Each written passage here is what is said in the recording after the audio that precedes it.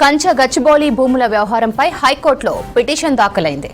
కంచ Gachibowli lands ను జాతీయ ఉద్యానవనంగా ప్రకటించాలంటూ వటా foundation హైకోర్టులో బిల్ ఫైల్ చేసింది.